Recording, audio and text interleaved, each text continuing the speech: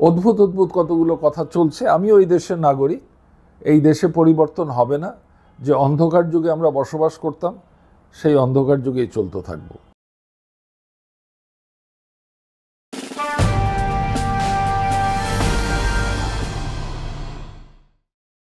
অন্তর্বর্তী সরকারের সংস্কার কমিশন নিয়ে আপনার পর্যবেক্ষণ কি?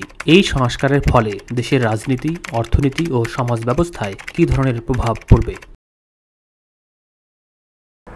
একটা দেশ চলবে জনগণের মতামতের উপরে, এবং দেশটার শাসন ব্যবস্থা মানুষের উপকারের জন্য হবে, কিন্তু কিছু নিয়ম মানতে হবে। রাষ্ট্র চলতে গেলে ট্যাক্স লাগে, ইত্যাদি লাগে। এখন আমাদের দেশের অবস্থা এমন হয়ে গিয়েছিল যে আইন বলে কিছু ছিল না। আমরা যেটা বলি আইনের শাসন থাকতে হবে, আইন আছে কিন্তু আইনের প্রয়োগ ছিল না, এবং যাদের প্রয়োগ করার কথা তারা এগুলোকে ভাঙত। এটার জন্যে আমাদের যে শাসন ব্যবস্থা ছিল, দেশের যে ব্যবস্থাপনার নিয়ম ছিল, এটার মধ্যেও গোলমাল আছে এবং এটা বদলাতে হবে। যেমন আমি উদাহরণ দিই, কোর্টে সাক্ষী চোখ বন্ধ করে মিথ্যা কথা বলে যাচ্ছে, তার কিছু হয় না। কিন্তু আমরা তো এই কোর্টের সাক্ষ্য প্রদানের নিয়ম পেয়েছি ব্রিটিশ শাসন থেকে। কিন্তু ব্রিটেনে তো কেউ মিথ্যা কথা বলে না কোর্টে গিয়ে, আমেরিকাতে কেউ কোর্টে মিথ্যা কথা বলে না। কারণটা হচ্ছে তাদেরকে ধর্মগ্রন্থের উপরে হাত রেখে কথা বলতে হয়। মুসলমান হলে কোরআন, খ্রিস্টান হলে বাইবেল, হিন্দু হলে গীতা। এটা প্রথম কথা। বহু লোক কোরআনের উপরে হাত রেখে মিথ্যা কথা হয়তো বলবে না, কিন্তু বলতেও পারে, তার যদি ভয় থাকে। দ্বিতীয় পয়েন্ট হচ্ছে, কোনো সাক্ষী যদি মিথ্যা কথা বলে এবং এটা যদি পরে প্রমাণিত হয়, কিংবা বিচার চলাকালীনই যদি প্রমাণিত হয় সে একটু আগে মিথ্যা কথা বলেছে, তখন বিচার থামিয়ে রেখে তার বিচার শুরু হবে।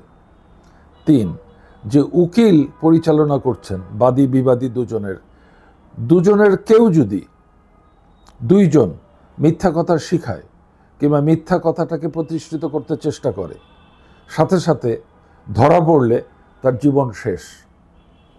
এখন আমাদের এখানে তো উকিল মানেই মিথ্যা কথা শিখানোর যন্ত্র, সাক্ষী দেয়া মানেই মিথ্যা কথা, কাগজ জাল করে ফেলছে, তাই না? এটার জন্য আমাদের এখানে বিচার হয় না। আমি একটা উদাহরণ দিলাম, লেখাপড়া, শিক্ষা। একটা ছেলে শিক্ষিত হলে নিজের কথা গুছিয়ে বলতে পারে, একটা ছেলে সে স্বাধীনভাবে চিন্তা করতে পারে। আমাদের শিক্ষা ব্যবস্থায় সেটা নেই।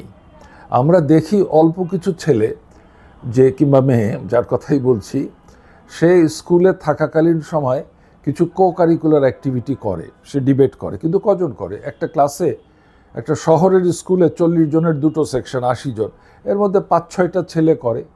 বাকিরা কি করছে? মুখস্থ করছে, এবং সেটাই সে পরীক্ষার খাতায় লিখে দিচ্ছে, তার নিজস্ব কোনো চিন্তা নেই। এমনকি ইংরেজি বাক্য রচনা, একটা শব্দ দিয়ে বলা হলো তুমি বাক্য রচনা করো, এবং ক্লাসের শিক্ষক যে বাক্যটা রচনা করে দিয়েছেন ওইটাই মুখস্থ লিখতে হবে। অঙ্ক, আমি যখন বহু বছর আগে, আমার সন্তানরা ছোট ছিল, অনেক সময় জিজ্ঞাসা করতো, আব্বু এই অঙ্ক পারছি না। আমি তো প্রকৌশলী এবং অঙ্কে বহু নম্বর পাওয়া, অঙ্কটা করে বুঝিয়ে দিলাম। পরের দিন এসে বলল তোমার অঙ্ক হয়নি। আমি যে কেন হয়নি? টিচার এইভাবে করেছে। টিচার যেভাবে অঙ্কটা করেছে সেইভাবে যদি না করি, একটা স্টেপ যদি বাদ দিয়ে করি, তাহলে হলো না। তো এটা কোথায় হলো? সো শিক্ষার সাথে জীবনের যে সম্পর্ক, শিক্ষা লাভ করে যে সে তার জীবনের মানকে উন্নত করবে, ইন্ডিপেন্ডেন্টলি চিন্তা করতে শিখবে, সেটা নেই। এখানেও সংস্কার দরকার। 3, আমাদের সামাজিক ব্যবহার। আমরা লাইন সহজে মানি না, তাই না? উচ্ছৃঙ্খলভাবে চলছি, এটা তো ঠিক না। সামাজিক কতগুলো নিয়মকানুন আছে, সেগুলো মানতে হবে। সো এই ধরনের প্রত্যেকটা বিষয়েই আমাদের কিছু করতে। আমি আরেকটা উদাহরণ দিয়ে আমি এই পয়েন্টটাতে থামছি। আমাদের এমপি সাহেবরা কি করে? ইংল্যান্ড, আমেরিকা, জার্মানি, ফ্রান্স, সেখানে যারা জাতীয় সংসদ কিংবা তার ইকুইভ্যালেন্ট যেটা পার্লামেন্ট, সেইটার মাধ্যমে রাষ্ট্রকে পরিচালনা করে, নতুন আইন তৈরি করে, আইনের পরিমার্জনা করে। তার নিচে রিজনাল লেভেলে আমাদের যেমন ডিভিশন কিংবা জেলা আছে, সেইখানেও ইলেক্টেড পার্সন আছে, ইংল্যান্ডের রিজনাল কাউন্সিল বলে। সেখানে যারা ইলেক্টেড হচ্ছেন তাদের এলাকাটার উন্নয়নের ব্যাপারে, ব্যবস্থাপনার ব্যাপারে তারা কাজ করে। তার নিচে জেলা আছে, তার নিচে উপজেলা আছে, আমাদের যেটা আছে, তার নিচে ইউনিয়ন আছে, আমাদের ইউনিয়ন লেভেলে ইলেক্টেড পার্সন আছে। তাহলে ইউনিয়নের যে সমস্ত কাজ ইউনিয়নের মধ্যে সীমাবদ্ধ, যেমন দুর্যোগ ব্যবস্থাপনা, যেমন সারের বন্টন, এটা ইউনিয়ন পরিষদ এবং তার চেয়ারম্যান করবে। এবং আমাদের এখানে এক একটা ইউনিয়নের 9টা ওয়ার্ড আছে, তার মানে 300, 400, 500 লোকের এক একটা ইউনিট আছে। সেখানে ব্যবস্থাপনার সময় সব কিছু যে ইউনিয়ন করবে তা না, যেগুলো ইউনিয়ন করতে পারে আমাদের আইনে যেটা বলা আছে, উপজেলা যেটা করতে পারে তার একটা বড় পরিধিতে, জেলা পরিষদ যেটা করতে পারে আরও বড়, আর জাতীয় সংসদ সেটা করবে যেটা পুরো দেশের জন্যে। এবং তাদেরকে বহু দেশে আইনসভা বলা হয়, তারা আইন তৈরি করবে, নিয়মকানুন তৈরি করবে এবং ইভ্যালুয়েট করবে। আমাদের এমপিরা, প্রত্যেকটা এমপি ইউনিয়ন পরিষদের চেয়ারম্যান হতে চায়। আমাদের প্রত্যেকটা এমপি উপজেলা চেয়ারম্যানের সাথে মারামারি করে, কারণ গম বিতরণ হয় উপজেলাতে, গম কিংবা অন্যান্য যে দ্রব্য। তো তাহলে তো এমপি সাহেব উনি কেন রাষ্ট্রীয় লেভেলের জন্য নির্বাচিত হয়েছেন? তিনি তো স্থানীয় পর্যায়ে, তার প্রতিনিধি কেন থাকবে ওখানে? যিনি ভোটে ইলেক্টেড হয়েছেন তার জবাবদিহিতা থাকবে জনগণের কাছে।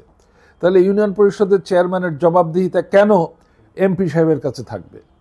এমপি সাহেবের তো উপজেলার সম্পর্কে তার মতামত থাকতে পারে, পরামর্শ নেওয়া যেতে পারে, কিন্তু উনি সব কিছু কন্ট্রোল করবেন। এটা যতদিন পরিবর্তন না হবে, এই সরকার যতই সংস্কার করুক কিচ্ছু হবে না। যারা রাষ্ট্র পরিচালনার দায়িত্বে তারা কেন স্থানীয় পর্যায়ে ঢুকবে, এবং স্থানীয় পর্যায়ের লোকজন তখন ওই তাবেদার হয়ে যায় তাতে।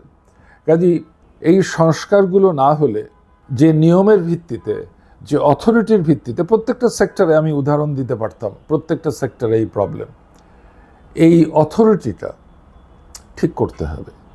এটা ঠিক না করে নির্বাচন করা মানে হচ্ছে এক গ্রুপ চোরের জায়গায় আরেক গ্রুপ চোর আসা, তাই তো চাচ্ছে। অর্থাৎ আমাদের এখানে যারা রাজনীতি করেন তারা জানেন না তারা কেন রাজনীতি করছেন। আমি শেষ কথা বলি, আমি এখন থেকে 20 বছর, 30 বছর, 40 বছর আগে, তো বয়স অনেক, তখন দেখেছি তারা ইলেকশন ক্যাম্পেইন করতে এই কথা বলে, আমাদেরকে সেবা করার সুযোগ দিন। এবং বহু রাজনীতিবিদের কিছুই ছিল না, বরং যেটুকু পয়সা পেত তা বিতরণ করে দিত। তার জমি নাই, তার কিচ্ছু নাই। তুমি যদি বড় লোক হতে চাও তুমি ব্যবসা করো, কিন্তু তুমি জনগণের প্রতিনিধি হয়ে কেন তুমি এই অপকর্ম করবে? কেন তুমি ডিউটি ফ্রি গাড়ি ভোগ করতে হবে? এই যে চিন্তাটা, এই চিন্তার পরিবর্তনটাকে আমি মনে করি এই সংস্কারের উদ্দেশ্য। এই সংস্কার হলে তারপরে দেখা যাবে কি হয়। কিন্তু আমার ভয় হচ্ছে আমাদের দেশ এবং যারা কর্তা ব্যক্তি, যারা সিদ্ধান্ত নেবেন, তারা এই সংস্কার চান না। তারা চান না বলেই তারা বলছেন এখন আমাদের ইলেকশন করতে হবে। এই যারা কথা বলছেন তাদেরকে তো যে ছাত্র জনতা আন্দোলন করে সরকারের পরিবর্তন করেছে, তারা তো তাদেরকে এই কথা বলার ম্যান্ডেট দেয়নি। কাজেই অদ্ভুত অদ্ভুত কতগুলো কথা চলছে। আমিও এই দেশের নাগরিক, এই দেশে পরিবর্তন হবে না। যে অন্ধকার যুগে আমরা বসবাস করতাম, সেই অন্ধকার যুগেই চলতে থাকব। রাষ্ট্রীয় কাঠামো পরিবর্তন করতে হলে তার সংবিধানে হাত দিতে হয়, কিন্তু সংবিধান সংস্কারের ক্ষমতা অন্তর্বর্তী সরকারের নেই। এক্ষেত্রে করণীয় কি? যে সংবিধান যারা করেছিল তারা কোত্থেকে আসলো? তারা তো পাকিস্তানের 70 সনের ইলেকশনে জিতে পাকিস্তানের কনস্টিটিউশনের ভিত্তিতে তারা ক্ষমতা পেয়েছিল। এখন 72 সনে যারা তখন ইলেক্টেড ছিলেন তারা একটা সিদ্ধান্ত নিলেন যে আমরাই একটা গণপরিষদ হলাম, এবং গণপরিষদ হয়ে তারা অ্যাপ্রুভ করে তারাই আবার এমপি থেকে গেলেন। এই প্রক্রিয়া নিয়ে অনেক প্রশ্ন করা যেতে পারে। ওই সংবিধান তো যেদিন আগের প্রধানমন্ত্রী দেশ ছেড়েছেন সেদিন থেকেই সেটার অস্তিত্ব অস্বীকার করা যেতে পারে, হ্যাঁ ওইটার আলোকে হবে, কিন্তু ওটার আলোকে যদি জাতির পুরো জিনিস বদলাতে হয় তাহলে গণভোট করতে হবে। এটাকে বলা হয় রেফারেন্ডাম। আগে পাকিস্তান আমলে আমরা দেখেছি যখন একটা মার্শাল ল হতো 2-3 বার হয়েছে, মার্শাল ল প্রধান এসেই একটা রেফারেন্ডাম করে তার ক্ষমতা গ্রহণটাকে হালাল করে ফেলতেন। এরশাদ সাহেবও করেছেন। জনগণ যে প্রত্যাশা নিয়ে গণঅভ্যুত্থান করেছিল, অন্তর্বর্তী সরকার সেই প্রত্যাশা পূরণ করতে কতটা পেরেছে?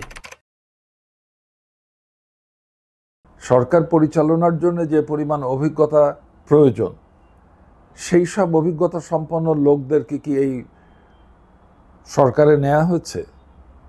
এই সরকারের অধিকাংশ লোক হচ্ছে সিভিল সোসাইটি অথবা এনজিওতে কাজ করা লোক। সো এনজিওদের কার্যকলাপের পদ্ধতি একরকম, আর সরকারের তো এনজিও না, জিও তারা। সো এখানে ডেফিনেটলি কিছু ঝামেলা হচ্ছে। তার থেকে বড় জিনিস যেটা হচ্ছে যে আগের যে সরকার ছিল তাদের সাথে যারা তাল মিলিয়ে দেশ চালাতো তারাই তো রয়ে গেছে এখনও। আপনি সংবিধানের কথা বললেন, এখনও সংবিধানের অনুযায়ী মূল রাষ্ট্র চালানোর ক্ষমতা হচ্ছে সচিবদের, মন্ত্রীদের ক্ষমতা নেই। ক্ষমতা ফাইন্যান্সিয়াল রিপোর্টিংয়ের দায় হচ্ছে সচিব। এই সচিবরা তো কনফিউজড। এই সচিবদের মধ্যে কিছু আগের সরকারের প্রিয়ভাজন লোক ছিল, তারপরে হঠাৎ করে দেখলাম 7 বছর 8 বছর আগে অবসর নিয়েছেন, তাকে সিনিয়র সেক্রেটারি বানানো হলো। তিনি তো গত 7 বছরে যারা উপরে উঠেছে চাকরিতে তাদেরকে চেনেন না। সরকার পরিচালনাতে একটা টিম ওয়ার্ক দরকার হয়। টিমের উপরে একজনকে ক্যাপ্টেন করা হলো যে প্লেয়ারদেরকে চেনে না। কাজেই এই সরকার যে কিছুটা অপ্রস্তুত অবস্থায় ক্ষমতা নিয়েছে সেটা আমরা বুঝতে পারছি, এবং কোনো লক্ষণ দেখছি না তাদের মধ্যে একটা হোমোজিনিয়াস ক্যারেক্টার তৈরি করা। তারা কি নিজেদের মধ্যে কথাবার্তা বলেন? আমি জানি না তো তাদের ওখানে কি হয়। দীর্ঘ বছর ধরে তিস্তা চুক্তি ঝুলে আছে, এ থেকে কিভাবে আমরা পরিত্রাণ পেতে পারি? আমার খুব দুঃখ হয়, পানি ব্যবস্থাপনা নিয়ে, নদী ব্যবস্থাপনা নিয়ে যারা কথা বলেন তারা দেশের জনসাধারণের মনে একটা ভুল ধারণা তুলে ধরেছে।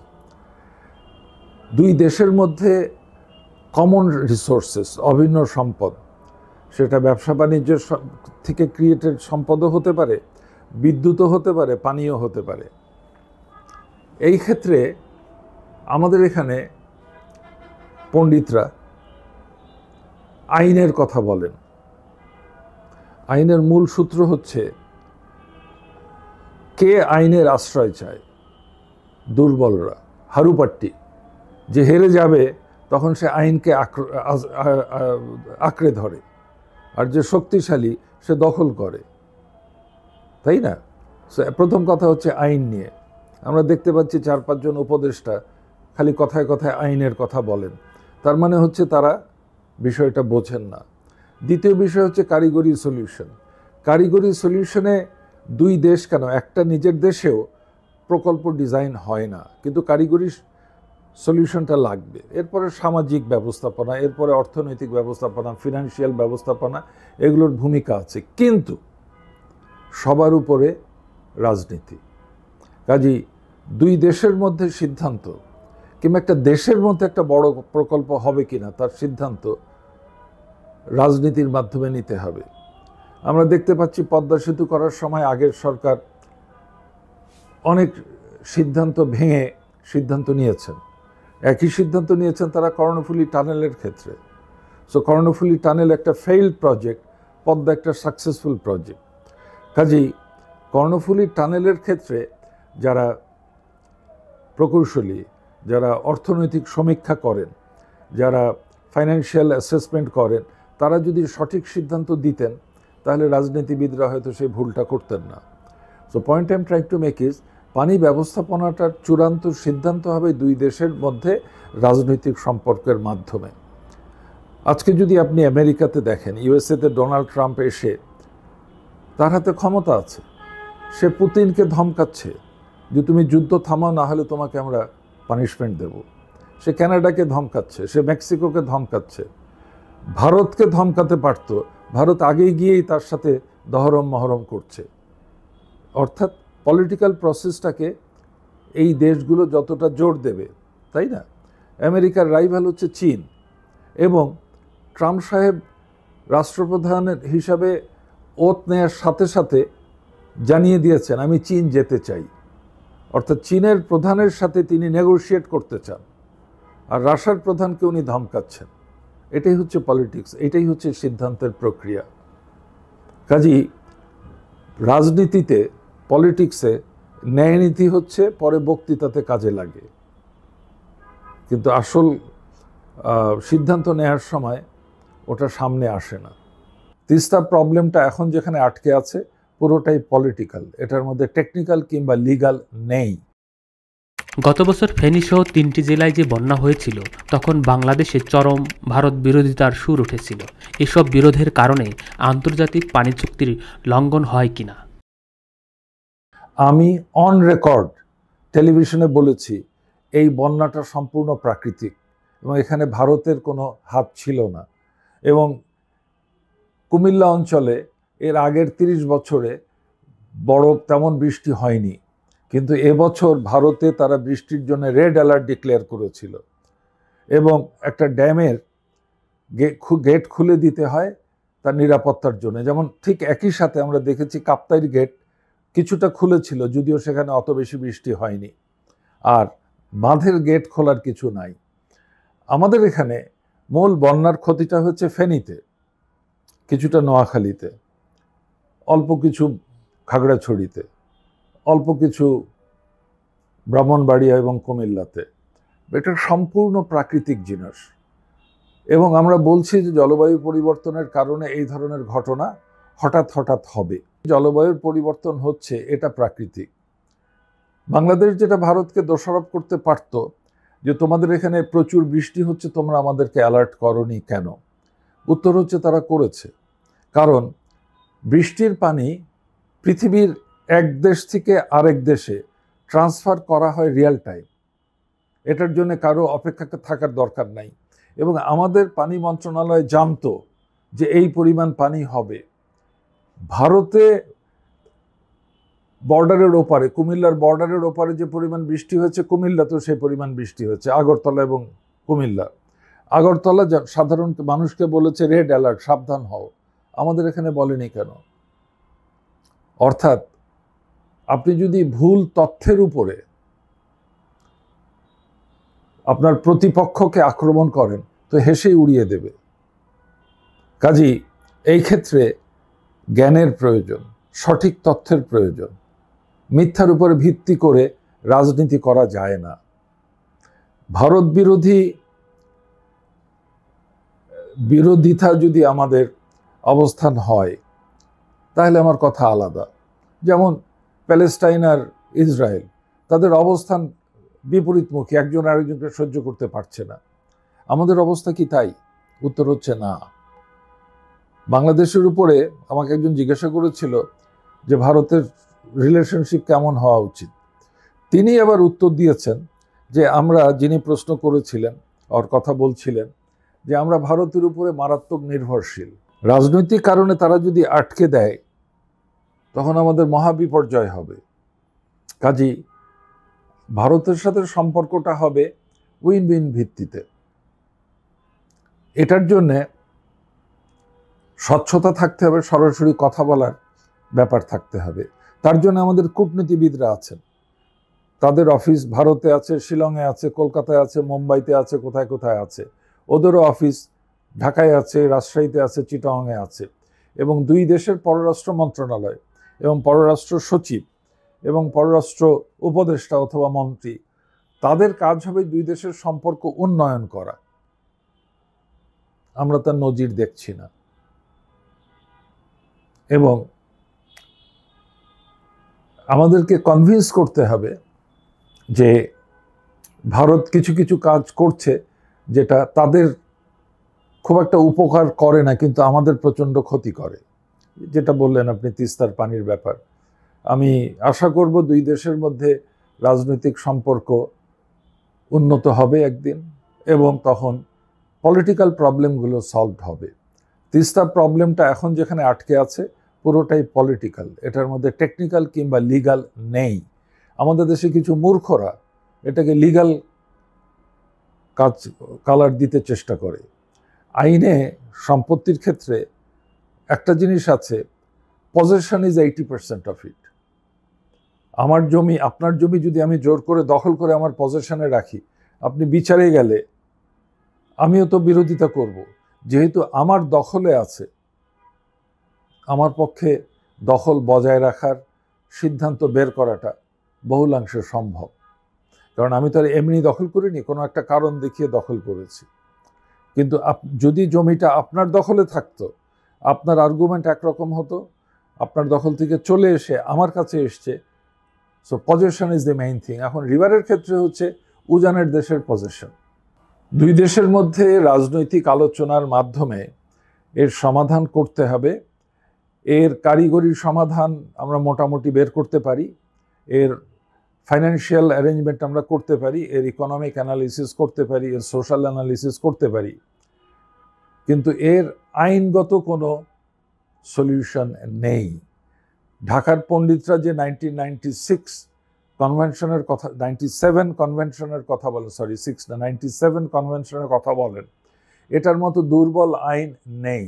এটাকে পরিচালনা করার জন্য কোনো সেক্রেটারিয়েটও নেই। আর তার থেকে বড় কথা, এটাতে ভারত সই করেনি, নেপাল সই করেনি, ভুটান সই করেনি, বাংলাদেশ সই করেনি, পাকিস্তান সই করেনি, মায়ানমার সই করেনি। তো কাজেই যে আইন আমরা কেউই মানি না, সেই আইনের দোহাই দেওয়ার কারণটা কি? বিশুদ্ধ ও সুপেয় পানি তহবিলের 1/4 বেশি অর্থ দুর্নীতির কারণে অপচয় হচ্ছে। দুর্নীতির কারণে পানি ব্যবস্থাপনার অনেক প্রকল্প ব্যর্থ হচ্ছে। এ বিষয়ে আপনার ব্যাখ্যা কি? ওই নদী দূষণ এবং নদী দখল কারা করছেন? ওই রাজনীতিবিদরা করছেন। তো যারা দোষী তারা কি সেটা নিয়ে কথা বলবেন? এই তো হলো ব্যাপার। এখন রাজনীতিবিদরা রাষ্ট্র পরিচালনা করবেন সংবিধানের ভিত্তিতে। সংবিধানের 18 ক ধারায় পরিষ্কার উদ্ধৃত আছে, বলা হচ্ছে রাষ্ট্রের দায়িত্ব হচ্ছে প্রকৃতি, জলাভূমি, জীববৈচিত্র্য, বনভূমি ইত্যাদি রক্ষা করা। তো যারা ভায়োলেট করছেন তারাই তো রক্ষক। রক্ষক যদি ভক্ষক হয় তাহলে আর কোনো আশা নাই আমাদের সেই অবস্থা। নগরগুলোর পানি বন্টন বা পানি ব্যবস্থাপনা একরকম হবে, গ্রামাঞ্চলে আরেক রকম হবে। গ্রামাঞ্চলে আমরা মূলত টিউবওয়েল নির্ভরশীল ছিলাম, আর্সেনিক পাওয়ার পরে এটা নিয়ে গোলমাল লেগে গেছে। এখন বহু জায়গাতে আমরা রেইন ওয়াটার হারভেস্টিংয়ের দিকে যাচ্ছি। আর নগরগুলো পাইপ ওয়াটার পেয়ে অভ্যস্ত। আমি তো দেখতে পাচ্ছি ঢাকায় কিছুদিনের মধ্যে খাবার পানির বিরাট ক্রাইসিস আসবে, কারণ ঢাকাতে ভূগর্ভস্থ পানি আর তোলা উচিত না, এবং সরকারেরও তাই সিদ্ধান্ত। তাহলে পানি আসবে কোত্থেকে? কিছু পানি আসবে মেঘনার থেকে, কিছু পানি আসবে পদ্মার থেকে। পদ্মাতে যে পানি তোলার ব্যবস্থা করেছে এটা 3-4 বছরের মধ্যে এটা ফেল করবে, মানে ডিজাইন ফল্টি। তো এগুলোর মধ্যে দুর্নীতি আছে, কারিগরি ক্ষেত্রে ব্যর্থতা আছে, অদক্ষতা আছে, প্রফেশনাল ফেইলিয়ার। কাজেই যখন দেখি যে দুর্নীতির কারণে একটা কাজ হচ্ছে না, তখন অবাক হই। বাংলাদেশে রাস্তা তৈরি করতে যে খরচ হয়, পৃথিবীর অধিকাংশ দেশে তার অর্ধেক কিংবা 1/4 খরচ হয়। বাকি টাকাটা কোথায় যায়? নীতি নির্ধারকরা সেখানে কি করেন? এমপি সাহেবরা কি করেন? রাজনীতিবিদরা কি করেন? তারা টু শব্দ করেন না, কারণ তারা উপকারভোগী। কয়েকদিন পর পর আমরা দেখি ঢাকা শহর দূষিত শহর হিসাবে শীর্ষ স্থানে উঠে আসে। এ থেকে পরিত্রাণের উপায় কি? বায়ু দূষণের 4টা প্রধান উৎস। একটা হচ্ছে গাড়ির কালো ধোঁয়া। একটা গাড়ি যদি ঠিকমতো চলে তার পিছন দিয়ে কালো ধোঁয়া বেরোনোর কথা না, ধোঁয়ার কোনো রঙই থাকার কথা না। কালো ধোঁয়া মানে হচ্ছে পেট্রোলটা ঠিকমতো পুড়ছে না, এবং তার থেকে এই যে পার্টিকেলগুলো যেটার কারণে আমি কালো দেখতে পাই। একটা গাড়িতে, একটা ট্রাকে পরিবহন ক্ষমতা 10 টন, আপনি দেখেন সে 15 টন 20 টন লোড নিয়ে রওনা দিয়েছে। একটা বাসে লোক ওঠার কথা 40 জন, আপনি গুনে দেখেন 60 জন রওনা দিয়েছে। তারপরে আমার অনেক সময় ছাদেও তার লোড থাকে। অর্থাৎ অতিরিক্ত লোড বহন করার কারণে গাড়িটা ঠিক মতো চলছে না।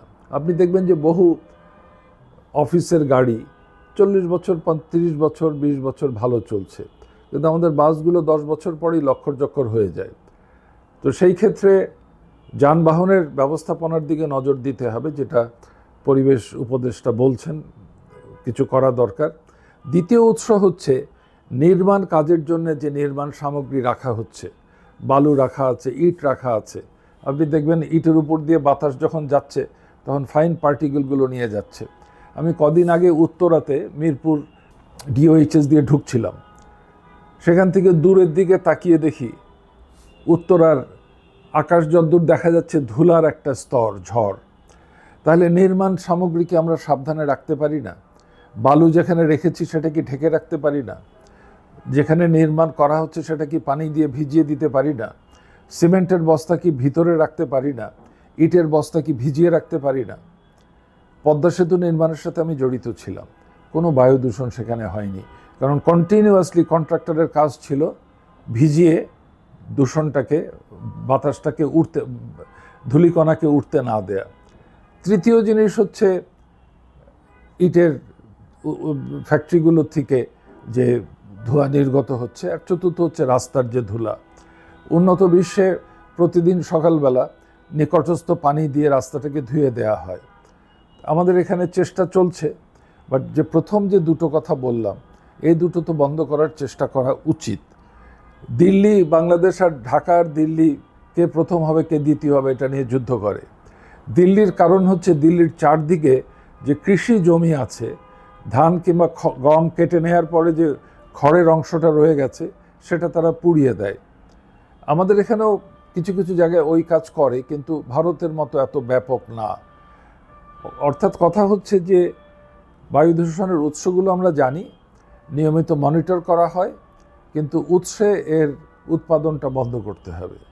কাজে এটা সম্ভব করা, কিন্তু ওই যে আবার যারা ওই গাড়ির মালিক, যারা ওই ইটের ভাটার মালিক, কিংবা যাদের নির্মাণ ক্ষেত্র থেকে এই ধুলাটা উঠছে, তারা অত্যন্ত ক্ষমতাধর লোক, তারা নির্বিকার। কিন্তু এই যে ক্ষতিটা প্রত্যেকটা মানুষের হচ্ছে, আমাদের এখানে ব্রঙ্কাল ডিজিজ অনেক বেশি। এই জিনিসগুলো আমরা নিজের ক্ষুদ্র স্বার্থ রক্ষা করার জন্যে বড় কি ক্ষতি করছি সেটা বুঝি না। আমরা প্রায় দেখি ক্ষমতার পট পরিবর্তন হলে ক্ষমতাসীন দল পাঠ্য বইয়ে পরিবর্তন আনেন। এতে শিক্ষা ব্যবস্থায় কী ধরনের অভিঘাত তৈরি হচ্ছে? শিক্ষা ব্যবস্থাপনাতে শুধু পাঠ্যপুস্তক না, শিক্ষা পদ্ধতিতে গোলমেলে হয়ে গেছে। এখন মুখস্থ করা ছাড়া তো আর কিছু নেই। নিজের থেকে একটা শিক্ষিত ছেলে একটা জিনিস গুছিয়ে লিখবে, সেটাই তো পারে না, তাই না? কাজেই আমার এমন অভিজ্ঞতা হয়েছে, ইন্টারভিউ নিতে বসেছি ইংরেজি রেমে, প্রশ্ন করা হচ্ছে ইংরেজিতে, প্রার্থী উত্তর দিচ্ছেন, আমি কি বাংলায় উত্তর দিতে পারি? তো এই হচ্ছে দুরবস্থা। আমরা বাংলাও সুন্দরভাবে সঠিকভাবে লিখতে পারি না, তাই না? বানানে গোলমাল লেগে যায়। কাজেই শিক্ষাটাকে ঢেলে সাজানো প্রয়োজন। তবে কোনো একটা দেশের শিক্ষা ব্যবস্থা কপি করা ঠিক না। তাদের প্রিন্সিপালগুলো দেখে, যেমন আমেরিকাতে প্রতি বছর তাদের প্রমোশন হয়ে যাচ্ছে, কিন্তু ছাত্রর জ্ঞানে অর্জন, মানে জ্ঞানটাকে ক্যাপচার করার ক্ষমতা বিবেচনা করে তাকে সেইভাবে ট্রেনিং দেওয়া হয়। একটা ক্লাসে 20টা ছেলে আছে, হয়তো 20টাকে 5টা ব্লকে ভাগ করে টিচার সেইভাবে হ্যান্ডেল করছেন। বাট মূল কথা হচ্ছে কিছু বিষয়ে নজর দিতে হবে। এক্সপ্রেশন ক্ষমতা, মতামত প্রকাশের ক্ষমতা, অঙ্ক, গণিত। আমি ব্র্যাকে বসে কথা বলছি, ব্র্যাকের স্থাপক যিনি স্থাপনা করেছিলেন স্যার ফজলে হাসান আবেদ, তিনি নিয়ম করে গেছেন যে ব্র্যাক ইউনিভার্সিটি থেকে যেই পাশ করুক তার অঙ্কে জ্ঞান থাকতে হবে। ইংরেজিতে এমএ করতে গেলে অঙ্ক কম্পালসারি। সায়েন্সে তো আছে, বিজনেস স্কুলে আছে, সেটা অন্য কথা, কিন্তু আমি পড়ছি ধরুন ফার্মেসি, কিন্তু অঙ্ক কম্পালসারি। আমি পড়ছি ল, কিন্তু অঙ্ক কম্পালসারি। কাজেই জ্ঞানের ক্ষেত্রে কী কী থাকা উচিত এর উপরে প্রচুর গবেষণা আছে। আমাদের দেশের শিক্ষাকে প্রশিক্ষণের ক্ষেত্রে কি হবে, বহু বিশ্ববিদ্যালয়ে এর উপরে কোর্স আছে, আমরা জানি। কিন্তু ওই যে আবার ওই রাজনীতিবিদদের ব্যাপার, একটা গ্রুপ ক্ষমতা থাকলে যে কবিতা পাঠ্য হয়, অন্য গ্রুপ আসলে এটা বাতিল করে কবিতা বদলানো হয়, এগুলো সঠিক না। শিক্ষাটাকে শিক্ষার জন্যে নতুন করে করতে হবে।